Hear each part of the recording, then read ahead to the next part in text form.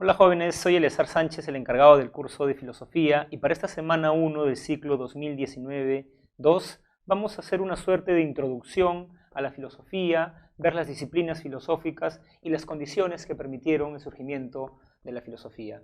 Este video, no está de más recordarlo, es el video donde vamos a resolver los ejercicios, es el video de práctica, podemos llamarlo así, y ustedes primero es altamente recomendable que vean el video de teoría.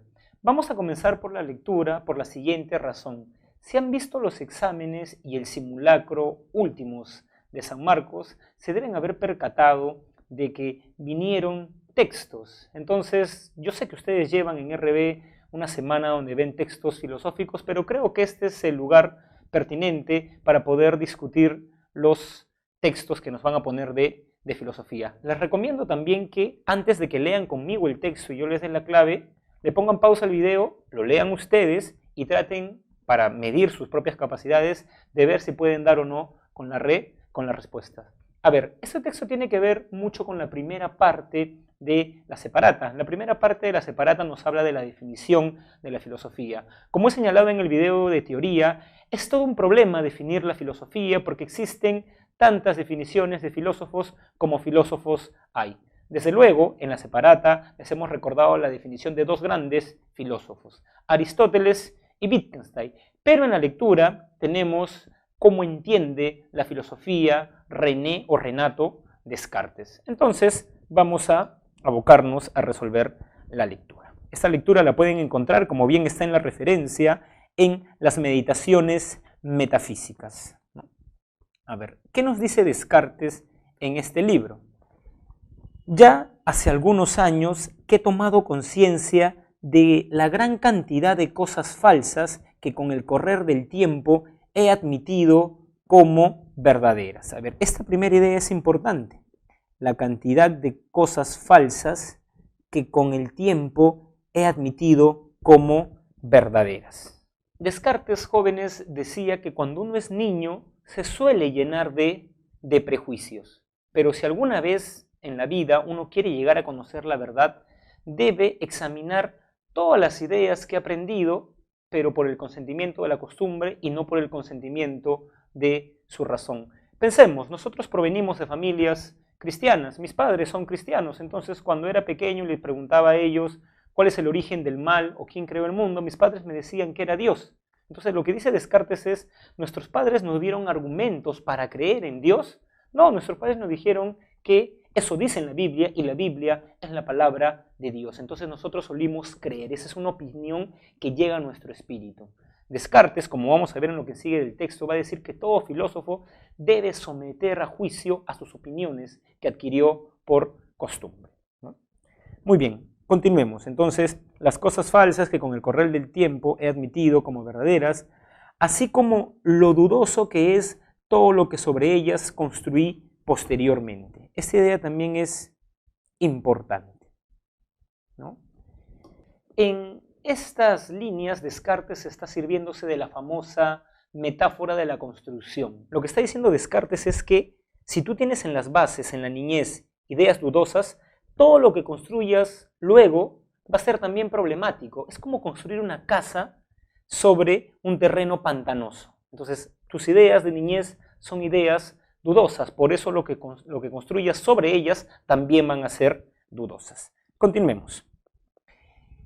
Y que por lo tanto había que derribar todo ello desde sus raíces. Esta es una idea bastante importante. Había que derribar todo ello desde sus raíces, o sea, dirigirnos al fundamento de las cosas. Con esto Descartes, no es la pregunta que nos van a hacer, pero con esto Descartes está probando que la filosofía es radical, porque nos está diciendo que vayamos a las raíces de nuestras opiniones y comenzar de nuevo desde los primeros fundamentos si deseaba alguna vez establecer algo firme y permanente en las ciencias. Para ello, nos dice Descartes, no será sin embargo necesario que muestre que todas mis opiniones son falsas, lo que probablemente nunca lograría. O sea, no se trata de una por una examinar mis opiniones, sino que como ya la razón nos persuade de que no debe negarse el asentimiento con menos cuidados aquellas cosas que no son por completo ciertas e indudables, que a las abiertamente falsas será suficiente para rechazarlas todas, y esta idea es importante también, si en cada una de ellas encuentro alguna razón para dudar. Esa es la famosa duda metódica. La duda metódica quiere decir que si tú percibes en una idea algo de duda, debes rechazarlo como falso. Lo dudoso es lo falso y lo certero es lo verdadero, ¿no? Como les digo, esto es la famosa duda metódica. Entonces no se trata de examinar opinión por opinión, sino ver una pizca de duda y por ende rechazarla como si fuera falsa. Y para ello tampoco hay que recorrerlas una por una, lo que sería una tarea infinita, sino que, como al derribar los fundamentos, todo lo que se encuentre edificado sobre ellos se derrumba por sí mismo, atacaré inmediatamente los principios mismos sobre lo que se apoyaba todo lo que hasta ahora he creído. De nuevo Descartes vuelve a jugar con la metáfora de la arquitectura. Si quieres derrumbar un edificio, no vas a ir al piso 10º, luego al piso 9º, el 8º, sino le pones dinamita en las bases y el edificio cae. Lo mismo hay que hacer con nuestras opiniones. Vayamos al fundamento de las opiniones, seamos radicales. ¿Y cuál es el fundamento de nuestras opiniones? Descartes va a decir los sentidos. ¿Qué es lo que viene? Porque todo lo que hasta ahora he admitido como lo más verdadero, lo he recibido de mis sentidos, ¿no? O por los sentidos, pero entre tanto me he dado cuenta de que estos se equivocan. Y es propio de la prudencia no confiar nunca plenamente en quienes, aunque sea una vez, nos han engañado. Entonces, lo que está diciendo Descartes en este párrafo es: todas mis opiniones, o la mayoría de mis opiniones, provienen de los sentidos. Entonces voy a atacar el fundamento de mis opiniones, los sentidos. ¿Cómo lo ataca Descartes? Descartes nos diría: ¿los sentidos nos han engañado alguna vez? Pues sí. Piensen en el siguiente ejemplo. Es verano, salen 5 de la mañana a correr y ven el sol. El primer sol que aparece es bastante pequeño. Luego vienen a la cuando se van a su casa ven el sol de mediodía. Ese sol es más pequeño aún. 6 de la tarde, de la noche, van al circuito de playas, a Barranco, y ven al sol morir, o sea, el ocaso. El sol es inmenso. Lo que nos preguntaría Descartes ¿es que el sol crece y decrece durante el día? ¿O es más bien que el sol es el mismo y son nuestros sentidos los que lo perciben de diferente dimensión? Lo segundo. Entonces, si los sentidos te engañan, no puedes confiar en ellos. Lo interesante y pedagógico de este último párrafo o líneas es que Descartes nos dice que actuemos con los sentidos como actuamos con las personas que nos engañan. Si una persona nos ha engañado una vez, nosotros no podemos tener una confianza plena en esas personas. De la misma manera, dice Descartes, hay que actuar con los sentidos. Y además que esta es la razón por la cual Descartes no es empirista, quien considera que las ideas se fundamentan en la experiencia, sino más bien, como vamos a ver en la semana 7, es un racionalista. Acá está el argumento, ¿no? Muy bien. Hemos desmenuzado el texto, ido línea por línea, con detenimiento para que ustedes lo entiendan. Entonces ahora sí vayamos a la pregunta. Del texto de Descartes, ¿es posible deducir que su filosofía tiene como objetivo? Ojo, yo siempre les doy un consejo a los alumnos.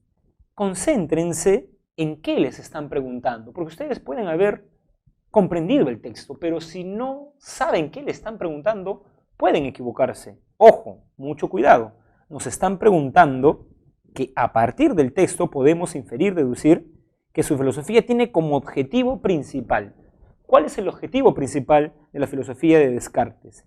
Mantener una duda radical. Estoy seguro que muchos alumnos van a caer en esta primera clave. ¿Por qué? Ojo, les dije que Descartes defiende la duda metódica. Métodos en griego es camino. O sea, para Descartes, la duda es un camino para llegar a verdades. No es casualidad que después Descartes llegue a 3 verdades. Pienso, luego existo, Dios existe y el mundo existe. O sea, Descartes no es un escéptico, no se queda en la duda, no practica apogeo, sino que la duda es un medio para llegar a verdades. Por eso no podría ser la alternativa A. Continuemos. La alternativa B dice alcanzar verdades indubitables. En efecto, ese es el objetivo de la filosofía de Descartes, pero continuemos viendo las respuestas. Revisar cada una de sus opiniones. ¿Por qué no podría ser la C, profesor? Porque en el texto dice de manera literal será suficiente para rechazarlas si en cada una encuentro alguna razón para dudar, ¿no? Acá dice esto. Lo que les he leído está acá. O sea, no se trata de una por una, sino de encontrar una pizca de duda. Por eso no puede ser la C. Enfrentar a los empiristas modernos, o sea, el objetivo de Descartes es ese, no. Y la razón sencilla es porque los empiristas como John Locke, David Hume y George Berkeley son posteriores a Descartes. Más bien, son los empiristas quienes tratan de responder la filosofía de Descartes. Por todo esto, hemos visto que la alternativa correcta es la B. Quizás algunos de ustedes están diciendo, profesor, qué complicados son los textos filosóficos. A veces me preguntan en los salones, profesor, ¿cómo puedo hacer para comprender los textos filosóficos? Uno aprende, digamos, o adquiere habilidades jóvenes haciendo las cosas. ¿Cómo un futbolista se hace tan diestro, Neymar, Messi? Porque jugaron mucho el fútbol. Entonces ustedes van a desarrollar competencias frente a los textos filosóficos leyendo los textos filosóficos. Así que les recomiendo eso. No sé si ustedes tienen las separatas de los ciclos pasados, las pueden descargar, pueden leer las lecturas que tienen ahí. Pero poco a poco, gradualmente, van a ver que van a mejorar esta competencia y en esta parte de práctica vamos a resolver todas las sesiones los textos filosóficos. Ahora sí podemos abocarnos a responder las preguntas de esta semana número 1. La pregunta número 1 nos dice lo siguiente, jóvenes. ¿No han sido pocos los filósofos políticos que han reflexionado acerca del origen de la desigualdad? Este es el problema, ¿no? Acerca del origen de la desigualdad. Para algunos de ellos, la desigualdad tiene un fundamento natural, ya que los individuos nacen con diferentes habilidades o capacidades. Otros, por el contrario, afirman categóricamente que las diferencias tan abismales que se manifiestan en la vida social tienen un origen convencional. Ahora bien, el hecho de que los pensadores de la filosofía política se hayan preguntado por los fundamentos de la desigualdad entre los hombres implica que una de las características más importantes de la filosofía es su carácter. Ojo, a ver, el problema que estamos viendo es el problema de la desigualdad. Vamos a ponerlo, ¿no? El problema de la desigualdad. El texto señala que tenemos dos posturas frente a la desigualdad, ¿no? Primero dice algunos y acá dice otros. Algunos creen que la desigualdad es natural. O sea que los individuos nacen con diferentes habilidades, entonces unos tienen más destreza para los negocios y tienen más dinero y por ende luego van a tener riquezas distintas. ¿Quién podría defender esta postura? Digamos que un liberal. John Locke relativamente podría ser, ¿no? Muy bien. Otros que más bien señalan que es convencional. O sea, no es natural la desigualdad, sino es un producto de la injusta repartición de la riqueza de la sociedad. Acá sí tenemos un filósofo con nombre propio, Rousseau. Esa es la tesis que defiende Rousseau en su extraordinario libro, El discurso sobre el origen y los fundamentos de la desigualdad entre los hombres, ¿no? Incluso Rousseau llega a decir, todo andaba bien entre los hombres hasta que a alguien se le ocurrió decir, esto es mío. Cuando alguien dijo, esto es mío, creó la propiedad privada, ipso facto las clases sociales, y es como si abriese la caja de Pandora de todos los males de la sociedad. Muy bien, ahora lo que nos está diciendo la pregunta y lo que nos está interrogando es precisamente cuando los filósofos dicen, ¿no? El hecho de que algunos filósofos se hayan preguntado por los fundamentos, esa palabra es clave, jóvenes. A ver, veamos, ¿no? El hecho de que algunos pensadores de la filosofía se hayan preguntado por el fundamento de la desigualdad entre los hombres, ¿no?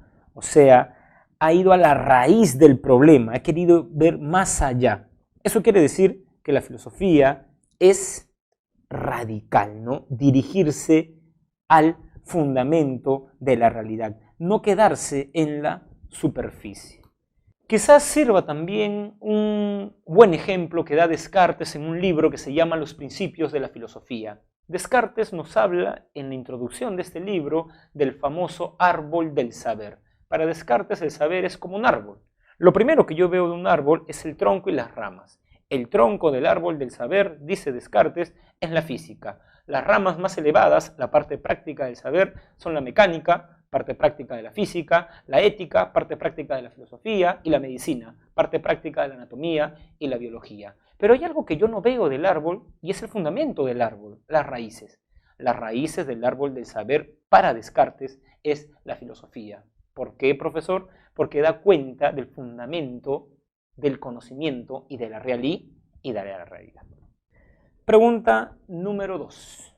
Con respecto a la antropología, la arqueología, a ver, vamos a subrayar estas ciencias: antropología, arqueología, sociología y ciencias políticas, hay dos preguntas fundamentales que suelen formular los filósofos.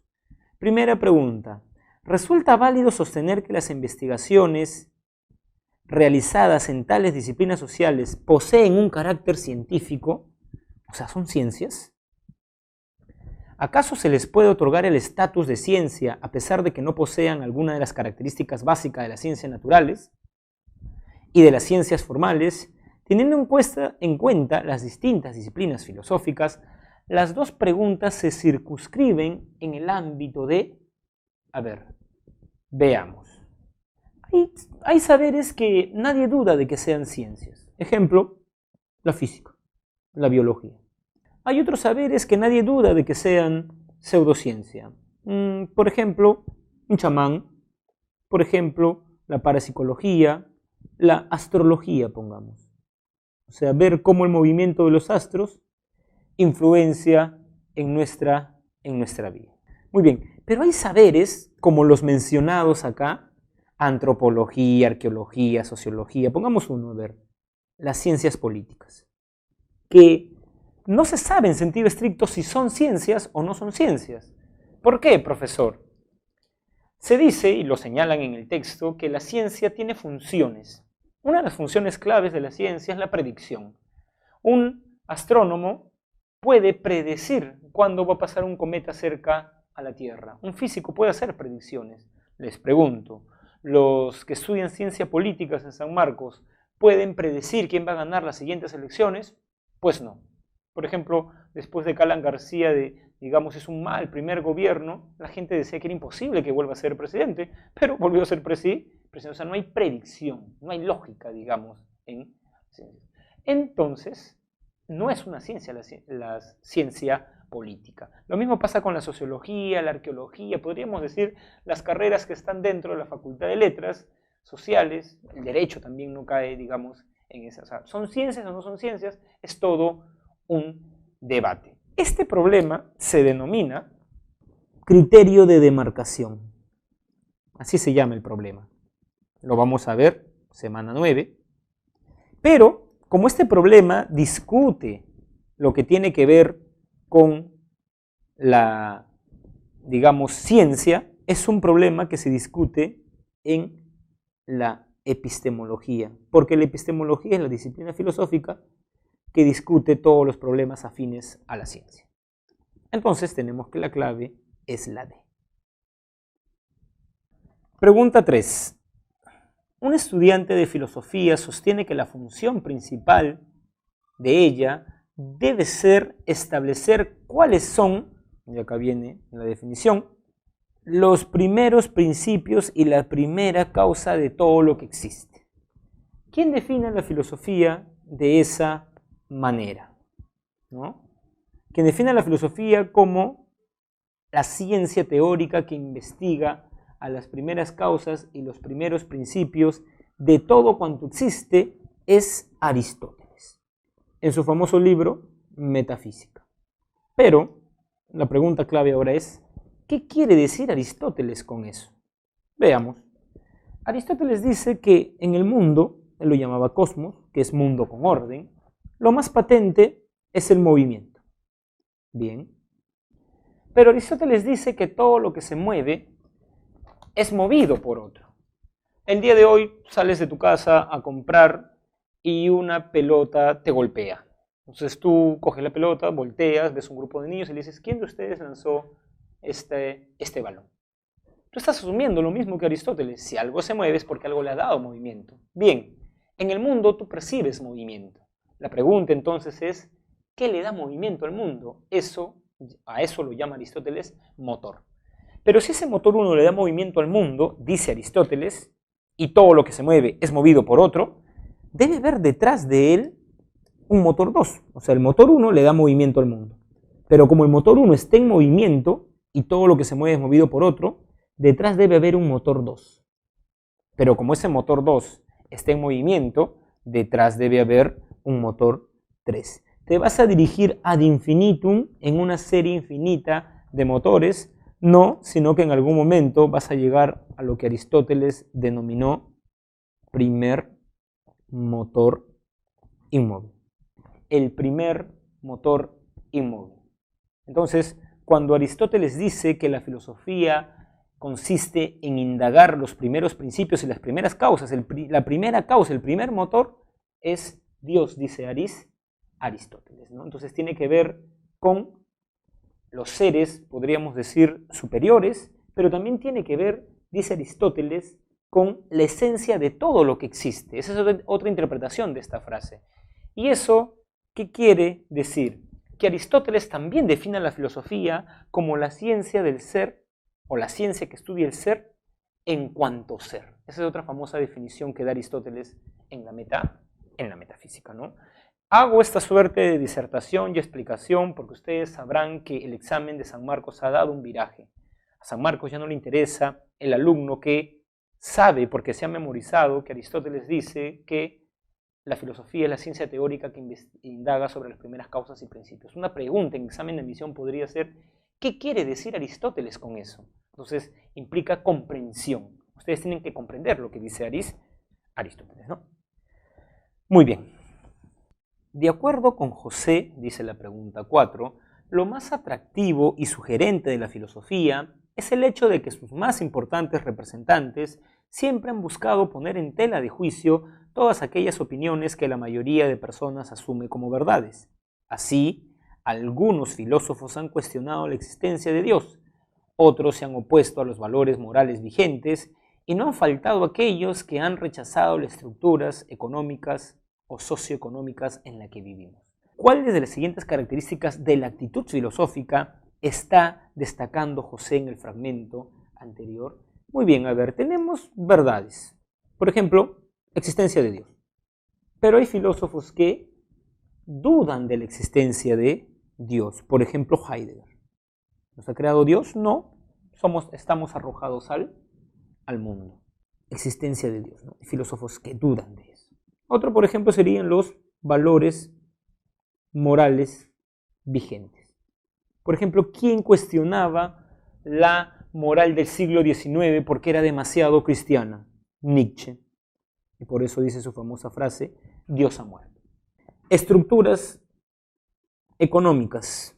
¿Quién dice que el capitalismo es un régimen salvaje porque explota a los proletarios?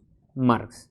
Entonces, lo que caracteriza a los filósofos es lo que está en esta parte de la separata, ¿no? Siempre han buscado poner en tela de juicio, ¿no? Siempre han buscado poner en tela de juicio todas aquellas opiniones que la mayoría de personas asume como verdad, como verdadera, ¿no? En su separata, si ustedes van a la parte de crítica, la definición que tienen de crítica es que discute, dice lo siguiente, que discute ideas que son tomadas como verdades absolutas.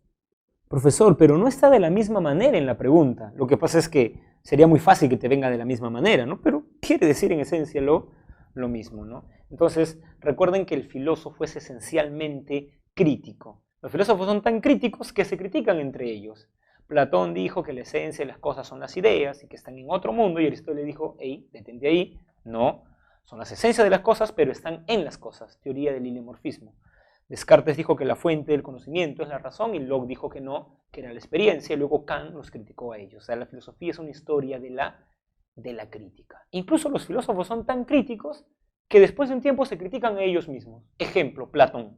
El Platón de los diálogos de vejez, sus últimos libros, critica el Platón de la República, muchas de las ideas de la teoría o la alegoría de la caverna. Wittgenstein en su segunda etapa critica el primer Wittgenstein. El Wittgenstein de 60 años, 50 años, critica al Wittgenstein de 30 años. Entonces los filósofos son críticos incluso con ellos mismos. Vayamos a la siguiente pregunta entonces.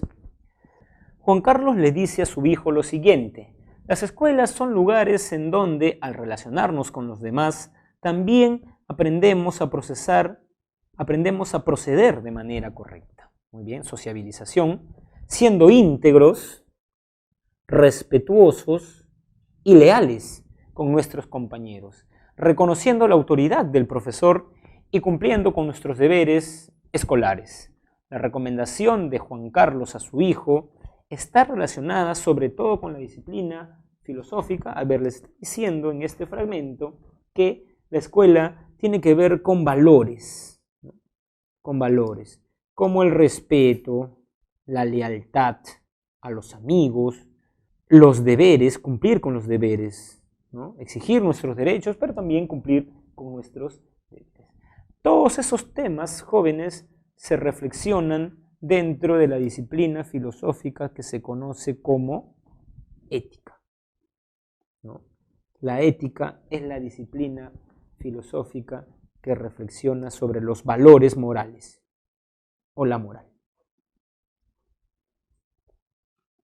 Ahora, se habla en la actualidad del éxito de la ética o que la ética está de moda. Es cierto, la ética está de moda, hay congresos, hay maestrías de ética en el Perú, hay libros de éticas, hay diplomados, casi toda carrera universitaria tiene un curso de ética, ética en la función pública, ética en el Estado, ética acá, o sea, digamos, habla de valores, ¿no? De ética. Pero precisamente la sociedad, nuestra sociedad que está pasando una crisis de valores éticos, y eso lo podemos ver por todos lados, policías que reciben dinero, congresistas que hacen lo que le da la gana, que roban dinero. Entonces, como la gente no tiene ética en su vida, dicen los filósofos, se hace necesario un espacio donde reflexionar qué es la ética, ¿no? Es paradójico que precisamente la ética esté de moda porque en la sociedad no hay ética, ¿no? Pero es verdad, es una disciplina filosófica importante porque nos sirve para convivir armoniosamente y para ser felices, que son dos fines fundamentales de la vida. Pregunta 6. Los sofistas fueron maestros itinerantes que desarrollaron su labor en la ciudad de Atenas hacia el siglo V antes de nuestra era. Dos de sus representantes más importantes fueron Protágoras y Gorgias. Ahora bien, uno de los grandes aportes de la sofística fue su reflexión acerca de la naturaleza de los valores. Eso es clave. Reflexión acerca de los valores. Así, los sofistas llegaron a la conclusión de que los valores son subjetivos, motivo por el cual resulta imposible establecer principios universales y objetivos para todos los seres humanos. Esta reflexión llevada a cabo por los sofistas puede marcarse en el área de, reflexionaron acerca de los valores, ¿no? Tenemos acá a los sofistas que nos dicen que los valores son relativos ¿a quién? Al sujeto, y por eso relativos y subjetivos. Relativos y subjetivos, o sea, dependen del sujeto, porque recuerden, el hombre es la medida de todas las cosas. Ejemplo de este subjetivismo.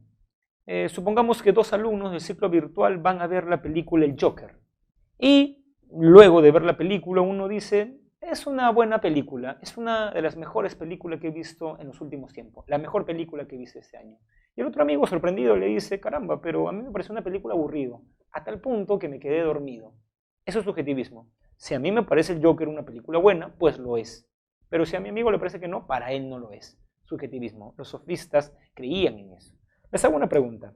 ¿Qué pensador se oponía a esto porque consideraba que los valores eran universales?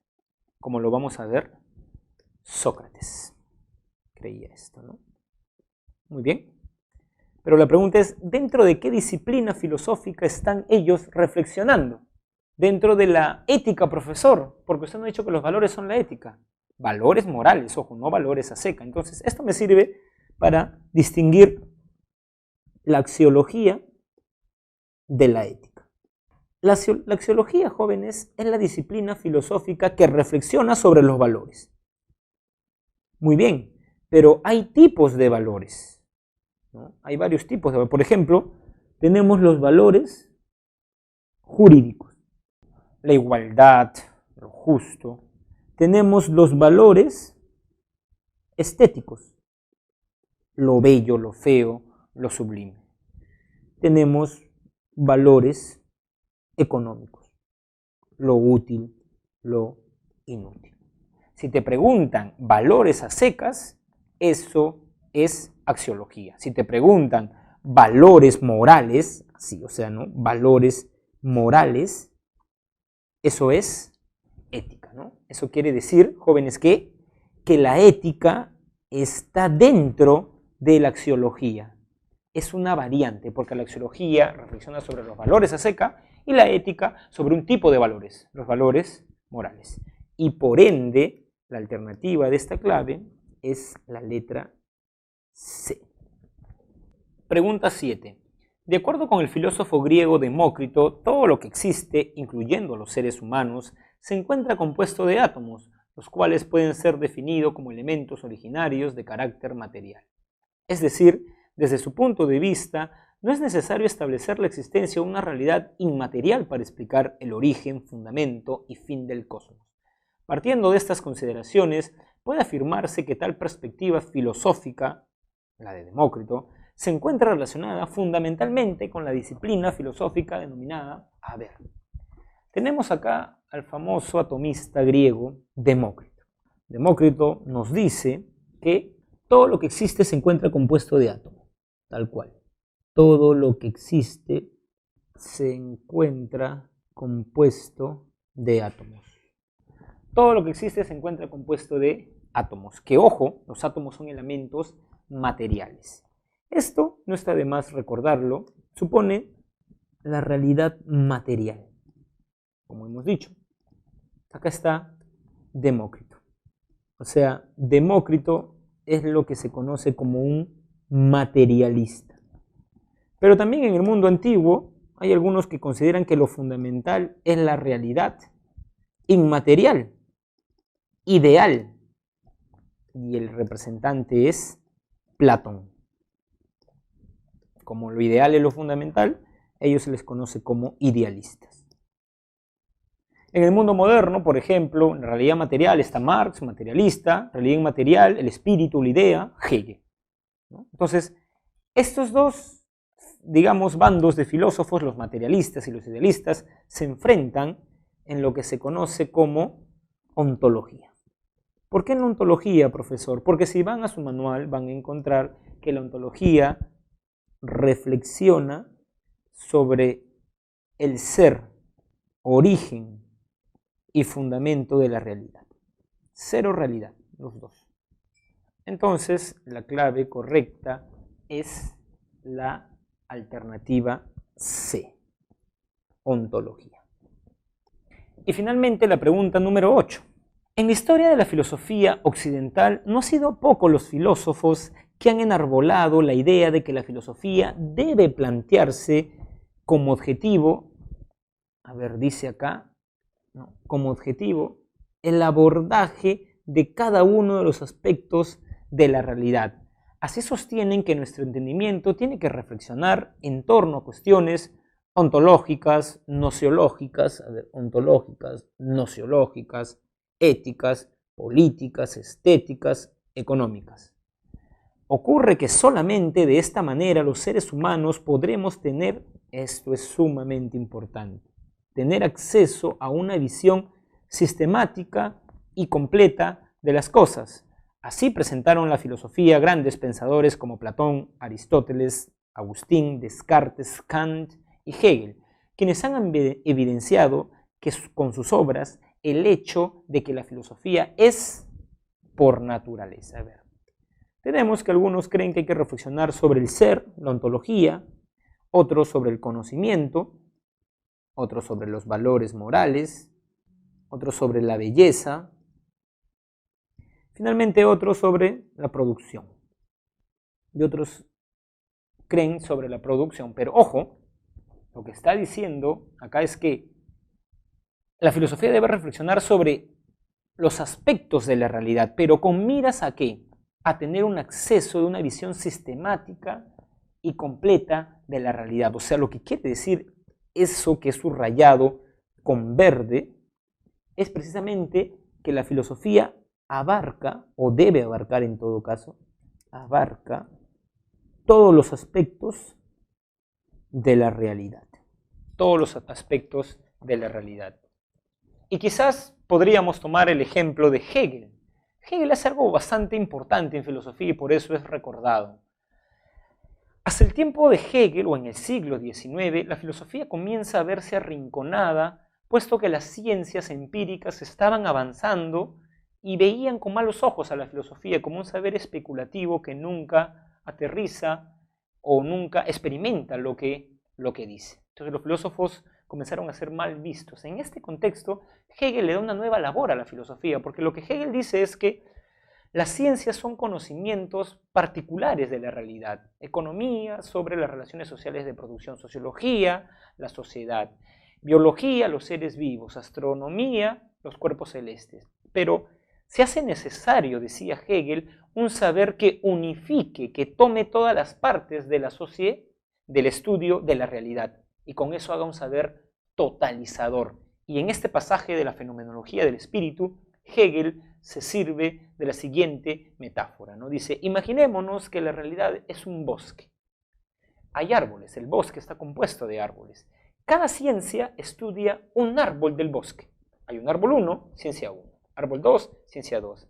Árbol 3, ciencia 3. La filosofía o el filósofo no está con la vista en el árbol, sino en el bosque. Es un saber, en ese sentido, totalizador, dice Hegel. Y precisamente esa es la respuesta, ¿no? La filosofía es totalizadora, por lo que está en el texto.